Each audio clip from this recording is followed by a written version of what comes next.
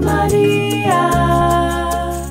Mas a política pública tem pausado demais em relação a determinadas temáticas e principalmente a temática do envelhecimento, que nem é pausa, é falta de um start mesmo, né? Nós não temos uma política pública de qualidade, nós não temos um desenho de política pública, nem estadual, nem municipal. As coisas vão acontecendo como turbilhões de ações que vão saindo como que para apagar alguma grande fogueira. Então, na verdade, não há investimento ainda necessário, aquele investimento que é necessário e que é fundamental na pessoa idosa.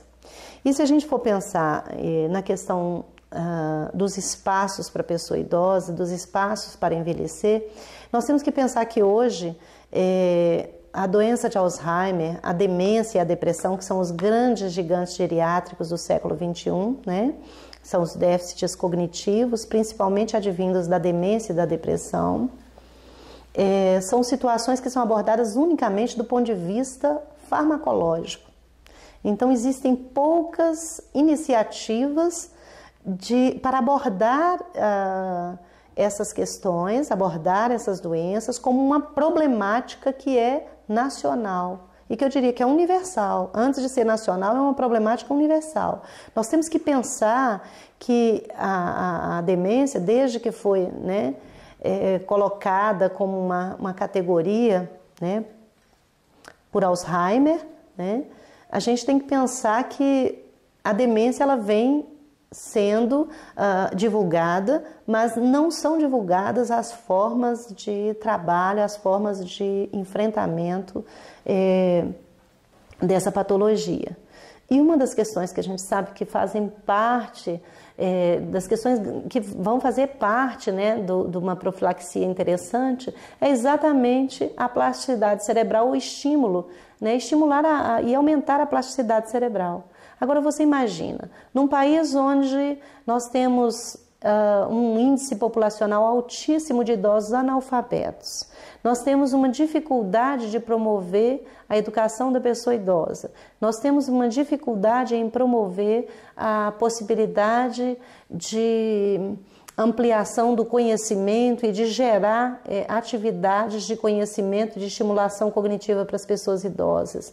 Nós temos dificuldade em promover ambientes afetivos que possam restaurar essa condição da pessoa idosa. E muitas vezes negamos os próprios espaços existentes na cidade que poderiam facilitar esse processo. Eu quero provocar aqui só uma coisa.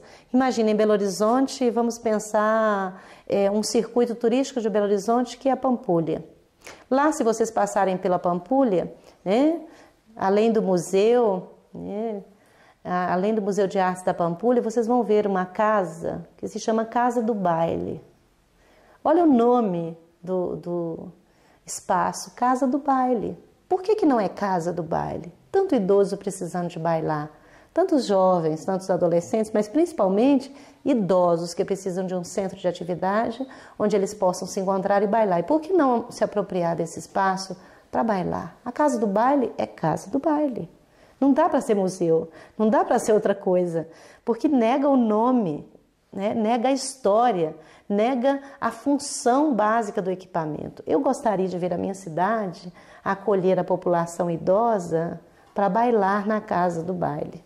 Eles contariam a história de Juscelino, eles contariam a história da Pampulha, melhor do que qualquer jornal, do que qualquer folheto indicativo, do que qualquer informação midiática que a gente possa ter. Então, a fala do idoso, através de uma ação que seja coerente com o espaço urbano, é importante para ser pensada. E a questão da medicalização do idoso, ela é tão estruturante no processo que é como se a demência fosse combatida pela medicação. Então, nós poderíamos pensar que enfrentar a demência é uma política de necessidade urgente e nós não temos essa política pública. Nós precisamos pensar em construir esses espaços porque isso nem sequer é divulgado. Estimular cognitivamente o idoso é fundamental para retardar as demências. Então, quando a gente pensou em montar o Espaço Vitalitar, né, pelo menos eu, como psicóloga, pensei em desenvolver essa atividade, né, como uma atividade básica para fazer com que esses processos de desintegração fossem enfrentados com uma nova proposta, que é uma proposta de fazer com que, mesmo o idoso portador de alguma demência, ele seja reintegrado ao mundo e a gente possa respeitar a sua história. Porque não é porque ele esteja com déficits cognitivos leves ou moderados que ele não tem o que dizer, que ele não tem o que falar, que tudo que ele fala vai ser passível de desprezo e de jogar fora. Nós temos que lidar com a doença sem preconceito. Nós temos que pensar na doença como alguma coisa que tem que ser excluída e não o sujeito que é acometido por ela.